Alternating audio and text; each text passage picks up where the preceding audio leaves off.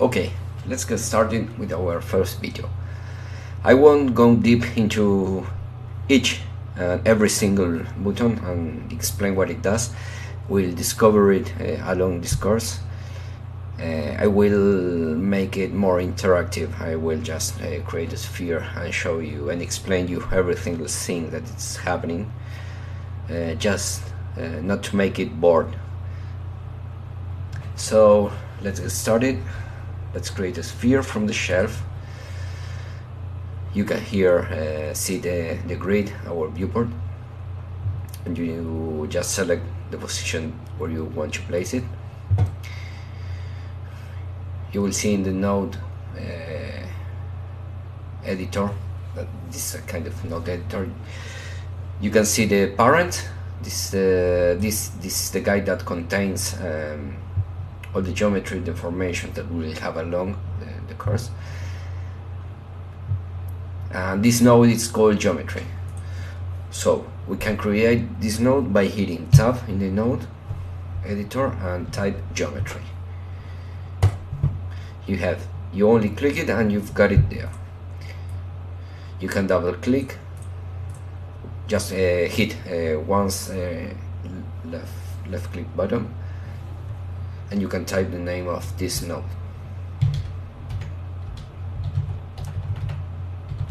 Let's say sphere. If you type inside, you get the sphere node. Right in the top of the node editor, you have the parameter window. Here you have all the options of the currently selected node. In this case, we have the sphere node that we have it here. If we want to create it from scratch, you just type tab and type sphere, and you can create it by your own. You can delete with the delete keyboard button, the key. And well, there are a couple of ways of editing values. You can hit the middle click button and move to the left to the right, just to increase or decrease the value. You also have going down multipliers, smaller multipliers and higher multipliers of this slider. You can also enter by hand. We always try in the primitive type to work in polygons as much as possible. So this kind of surface that we will be working. Let's go back and we see that we have this geometry node and also has some transform. I prefer to leave them in 0. Everything's freeze here. Just in case you have to move the entire group, yeah, they are recommend to move that. Let's keep it freeze 0 values here. Well, what can we see here in our viewport? The most important button is this one. With S you activate the selection, T translation, rotation and scale. With E and R, there you have the shortcut that we'll use. In the select button, you can see here in the top of the viewport the different components. These are vertex points, edges, Houdini call them primitives, but what are the faces. Just dragging you can select the component you wish. You also have the shade in the viewport of the object. You can use wireframe shaded. You can try everyone and see what happens. And also here you have the perspective view. You can set up to the orthographics, you top from right, and also you have a UV viewport just to see what's going on with the UVs. Here there's also a camera view. While we create cameras, we'll get the list of those cameras here, and also can see through lights. And right here we have the viewport display. You can set up to a couple of views, but well, most of the cases we use a single view, so let's keep it that way. Right here in the node we have a node editor, we have our nodes. Right here there's a flag, a blue flag. This is the visibility node, the visibility flag, and while this is turned on, it displays on the viewport. We see what we have selected. Also, you can middle click your mouse button and you can get you have to leave it clicked, don't release it. We have the points, primitive, vertex, and the number of each ones. Also there are attributes for each of these components. You can get a point attribute, primitive, vertex, polygon attributes.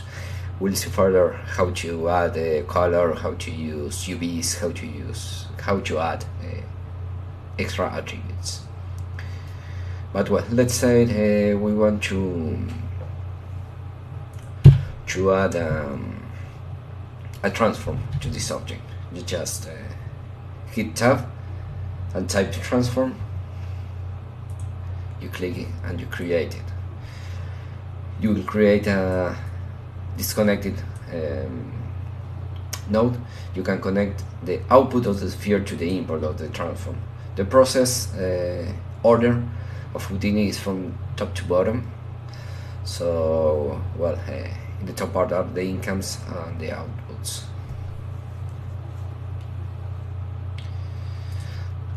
Let's translate, rotate a bit sphere.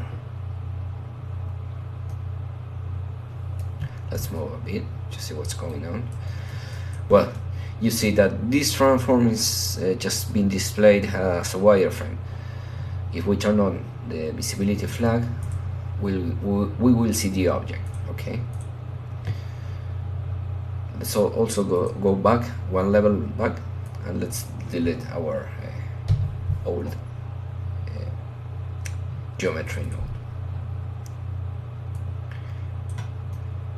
Okay, let's say now that we want to create an extrude. That's easy. You can click also the output of the transformer and hit tab right from here. Type poly extrude. You take a look. You look for it on the list. You click it, and it creates already connected. Display flag turn on. And let's set up the distance. We'll see we are currently creating an extrude of 0.5 units, and here into divided into you can set up 2 individual faces, and you have each face being extruded separately. Also you can test the different values, inset, the twist, and also why not the divisions. We'll go further on each one of these nodes, don't worry about that, but it's good that you start making a list and know which of this node we will use very often. Now let's say we want to create a box. Hit tab, box. It's not called cube, it's called box in Houdini. There you have also can create from here and see the name. Well, let's try to move all this process now to the box. That's easy. You just drag the connection to the box, and all the process will be assigned to that object. That's the power of doing things procedural. You can go back to the top of your tree and modify, edit. That's really good. So well, let's move to the new lesson. Let's start with this new lesson. We'll make a galaxy. We'll also create a project and see the variable where it will be saved. Also, well, the name file and a couple of new nodes. Let's get started by setting clicking file, new project. will use my G drive.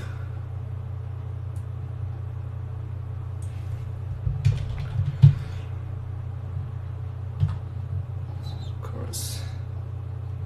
Oh no, let's say VFX. Of course. And week-01. Well, here it creates default folders that we'll take a look later, but well, we'll use this one right now. We accept, and we'll create our new scene. File save as. Let's go to effects, of course, week-01, and say week-01 Galaxy version 01. What I will need is to copy these textures. I will provide them to you, so don't worry about that. Let me dive to effects, first one, inside textures. We'll grab these files. Okay, the first node we'll create is a grid, that is a plane or whatever the other software name it. The first thing we'll remember, we have to create first a geometry node. We'll create it everything manual. If not, you can use it from here, but I prefer this way. And we delete this initial file. We create a grid. The same as on the sphere, you have the primitive type polygon. Let's leave it as it is, and also the size. It's okay this way. We'll have we will add some subdivisions. Let's say 500, and let's name this guy Galaxy Base. Okay. What's next? We'll add some deformation to this grid. There's a node called mountain that will apply some procedural noise that Houdini provides. You can test out every single noise and see what it does. But well, the basic attributes are the height and size that we'll adjust just a bit to give some random stuff, and we'll use this node a lot, so it's better to know it from the very beginning. Base deform, so we have our base deformation, based on our node and our noise. Well, as I told you before, if you middle click, you'll notice that we only have point attributes. We don't have UVs, we don't have color, we don't have anything. Just by default, Houdini creates all objects from scratch. So there's a node called UV project. This guy will assign UVs. How do you know that? Just middle click, and now you see in the vertex attribute there's an UV value. Okay. Here it says where it will apply that attribute and the type of projection. You can set orthographic for plane objects or polar, cylindrical, whatever you need. Just to check that everything's good, you go to perspectives, set view. You can check out here in the UV project that everything's fine. Here is our object just inside the grid, so everything's working good. Let's go back to the grid. Let's put create UVs. What's next? Okay, we'll bring a texture and we'll apply that texture to the current object. Okay, this node is called attribute from map. here we see, once we activate it, that the object, it appears a default texture. Just apply it on our surface. It's all good. Here is the texture that it's bringing, and here is where it will export the attribute. CD is a color attribute from Houdini, so every time you see this attribute, we are talking about color. So also write down this guy, because we will use it a lot. Let's go to our image chooser, and we'll see that it appears anywhere. It's a random location. So if we click $heap, it's a variable that creates Houdini to where your file is saved. So every time you go to $heap, it aims to your folder structure. So it's better to save always your files right here out the file structure, so it's better to access later. In this case, let's go to $heap text, and let's select our first file. Okay, now we see $heap text galaxy. If you need to change from computer or take the project to other place, take it home or whatever, if you have everything set up this way, you don't need to redirect textures or path. You always work in a clean and tidy way. But well, now we have our path exported to our attribute, and if we middle click here, we'll see we have color and position, also UVs. What's next? Let's convert this polygon into points. There's a node that we will use more than the mountain node, that is called scatter, and this guy converts your object into points. You can set up here by density. Let's move it into texture space, because we are working with a texture, and the density is the amount of points you will be working with.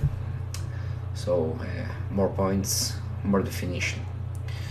Well, we will see that Houdini takes the color attribute from the previous polygon and also the position, and creates our image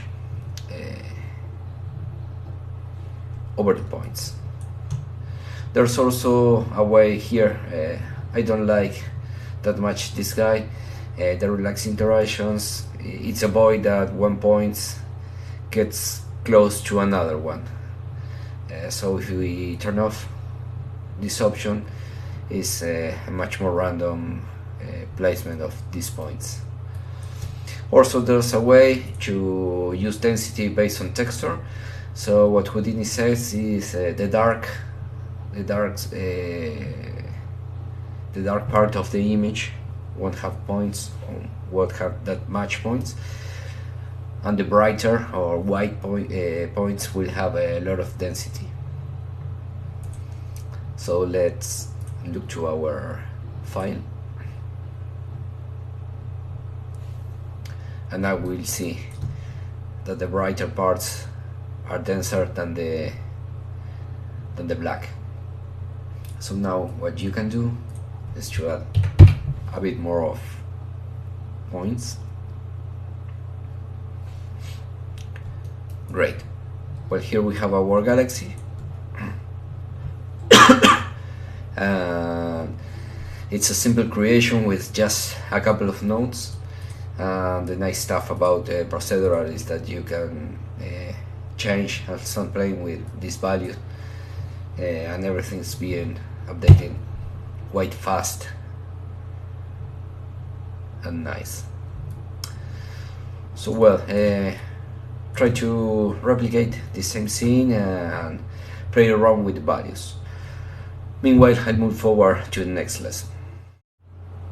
Okay, welcome to our new video. In this lesson we will learn how to do these same effects It's basically extrusion driven by color. So we'll try to replicate, and also we'll take a look at two lights, a bit of shading, set up for render, just for you to know how Houdini works. We'll give a quick tour, so let's get started. Let's create a new scene, and let's save our file where we created our previous folder. Let's name it cubes. The first things we're going to do is to create a grid. First we create the geometry node. So inside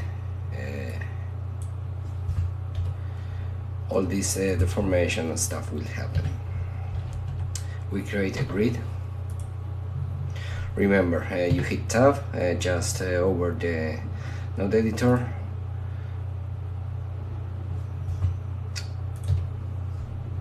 Sorry, let's go again. Geometry. Let's call it grid.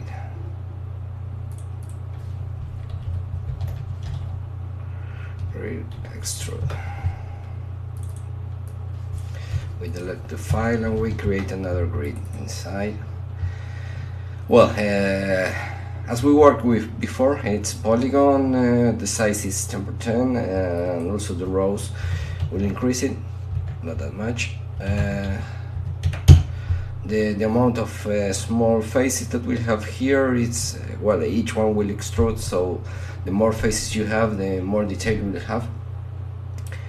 But well, it's good to know that you will also need a better computer. You probably run out of RAM if you set up a large row and column scale. Let's call this base grid. The second thing we are going to do is to create the UV, just the same thing that we made in the previous lesson. We create over the vertices an orthographic. It will take our values, remember that. Just let's check that everything is fine. With viewport, here we have our UVs. And now let's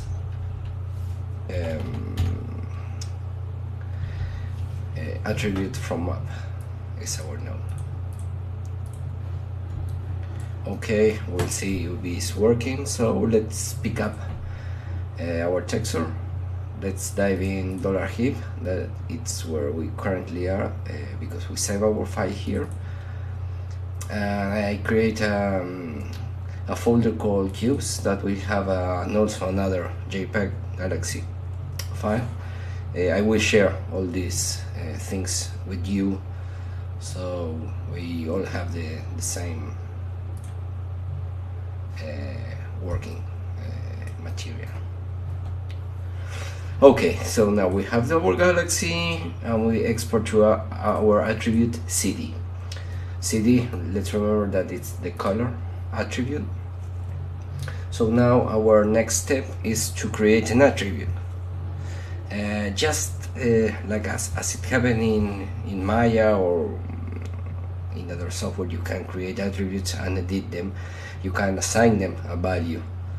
In this case, let's create an attribute, and this attribute will be used to drive the blue color in this case, and we'll set a value that is the same as that color attribute.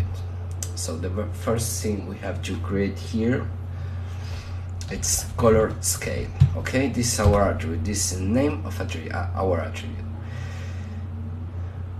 We want it to set it up not in the point but yeah in the primitive, because we will extrude the primitive later on in our extrude node. It's a float. This the type. It can be integer, vector, but in this case we only use a float, as we will only use one channel.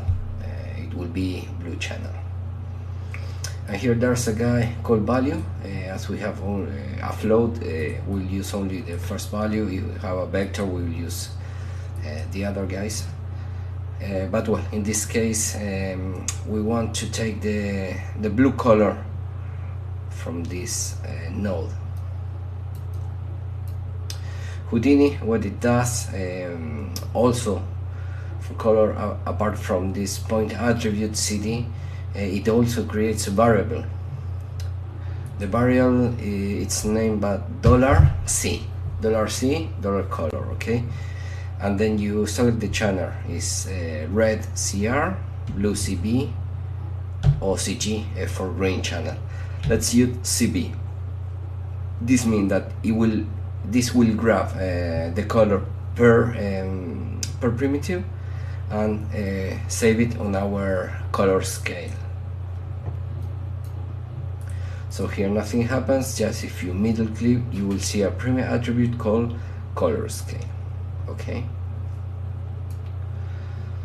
so the next thing we are going to do is a poly extrude.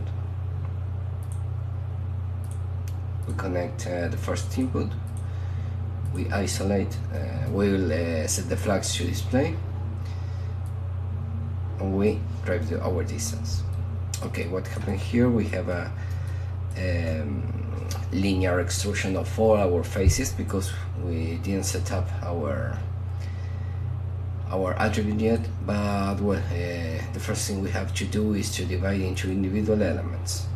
Okay, nothing happened here either, because we still have to go to local control, and here there are some local variables.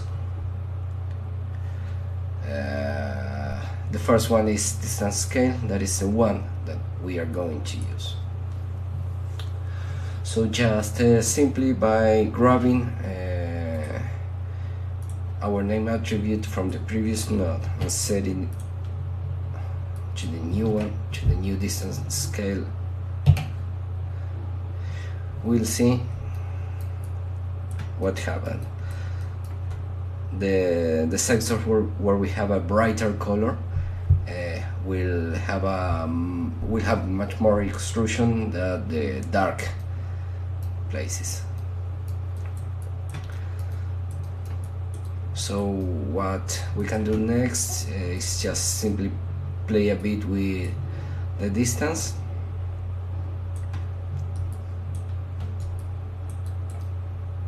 And also, if we want to have a smaller cubes, we can go to the top of our nodes and add a couple of rows and columns to our grid, and we will see how we have finer details.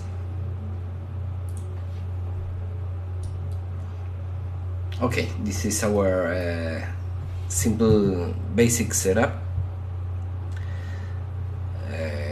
What we will do next is to set up a couple of lights, work a bit with the shader, but you can see with just 5 nodes you can create a nice effects really fast and procedural.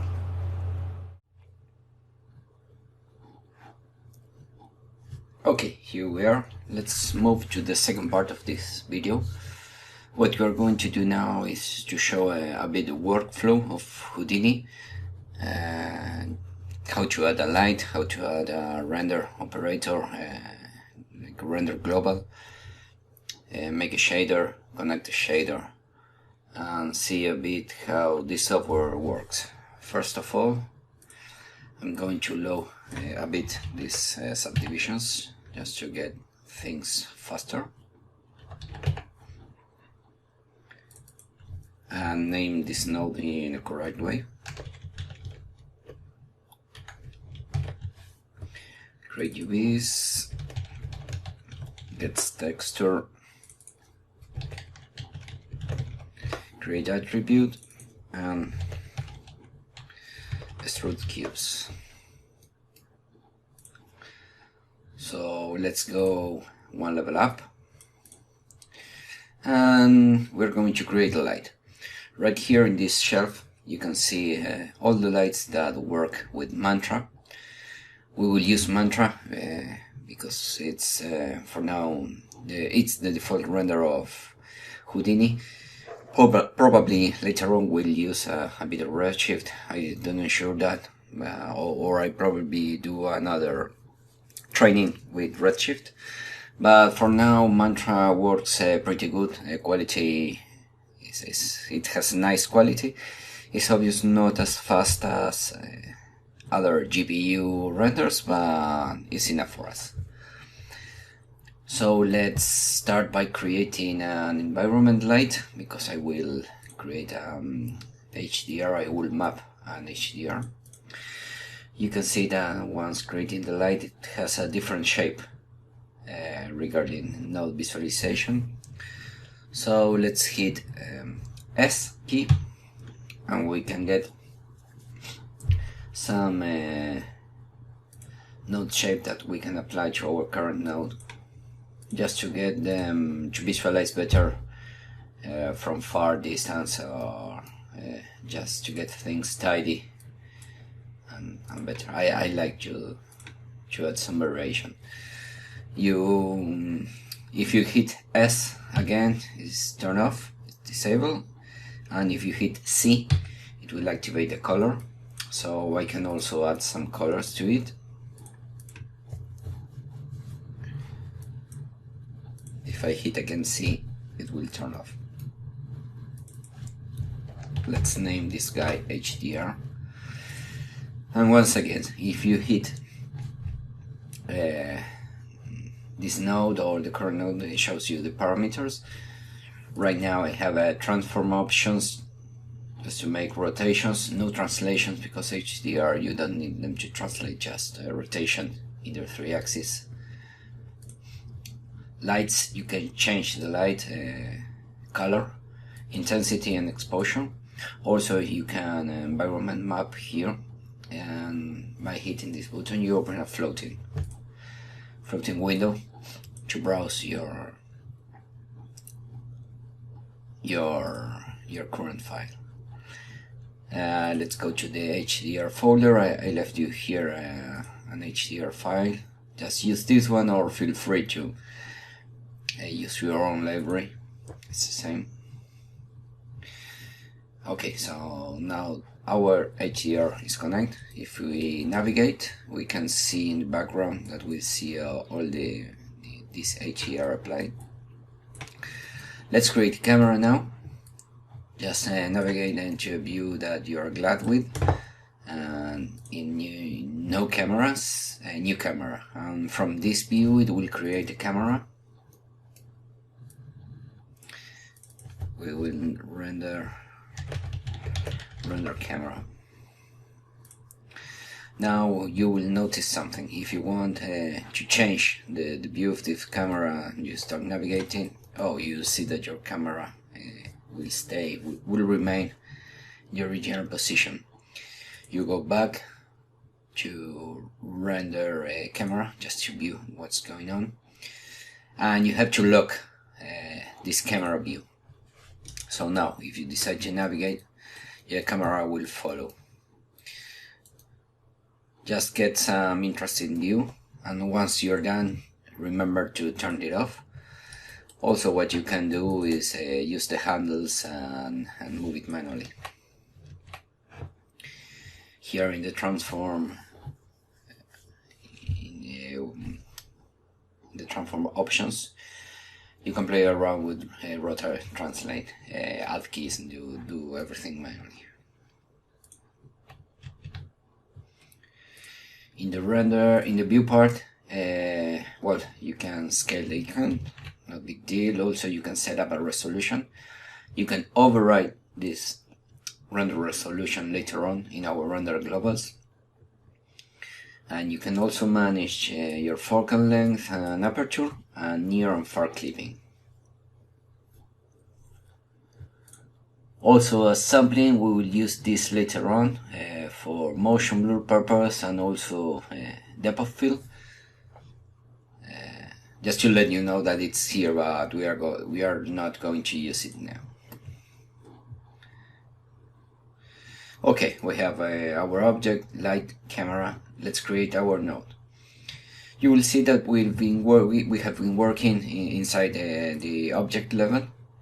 If we go to the out level, is the area where we will have our render nodes. Just by hitting tab and typing mantra, here we have our first node. This guy will contain all the options and preset for a type of render. You can have several of them. I don't know, you can probably set up a lower resolution or lower samples and have a higher samples and have like 3 or 4 different type of render and use whatever you need, if you need to preview or final render and render whatever you need. For now, let's keep it as simple as getting one. And here we have the camera. Let's look for our camera. Here it is. We'll see the other options later on, but here is the open path. There are some strange variables, but we'll see them later. Don't worry about this now. And also keep a render current frame, so we render only just frame. Okay, it seems that everything's good. We are ready to do our first render. Let's go to the render view. In this window, render will happen. Just click mantra 1, that is our output node, and select the camera. Hit render, and let's see what's happening.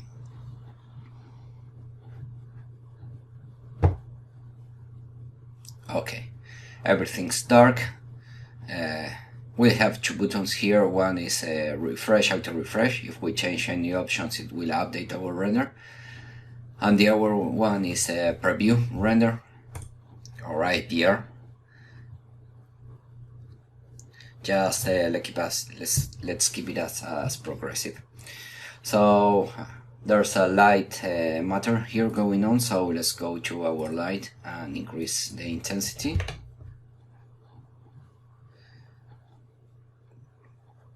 We start seeing something going on there.